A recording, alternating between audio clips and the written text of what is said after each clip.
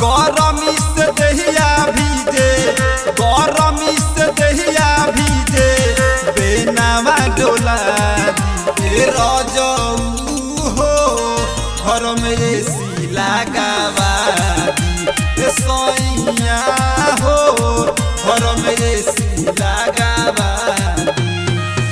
लस लस उठावा करे, लस लस उठावा करे, कंपा पिला दी रजऊ हो, घर में एसी लगावा दी सैया हो, घर में एसी लगावा दी।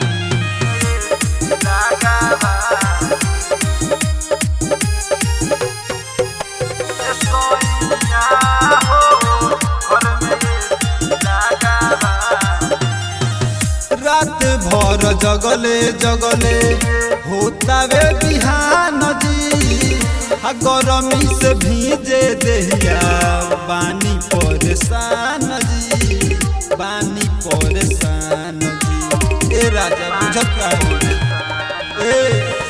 रात भर जगले जगले होता वे बिहान जी, गरमी से भीजे देहिया बानी परेशान जी, बानी परेशान जी।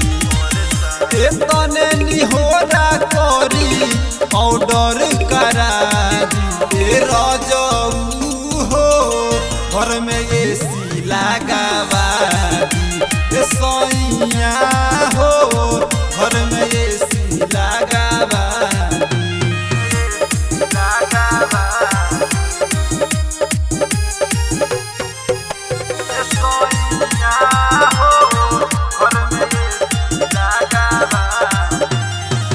आचारा के हाकी हाकी हाथ जाता काप हो, परदेसी प्रेमी सैया कहता निसाफ हो, कहता निसाफ हो। सुनी ना हो आचारा के हाकी हाकी हाथ जाता काप हो, परदेसी प्रेमी सैया कहता निसाफ हो, कहता निसाफ हो। छापावा बजरिया सैया देवरू के पेठा दे रजऊ हो, घर में एसी लगावा दी सैया हो, घर में एसी लगावा दी, लगावा दी। Lakshmi recording studio Sugauli.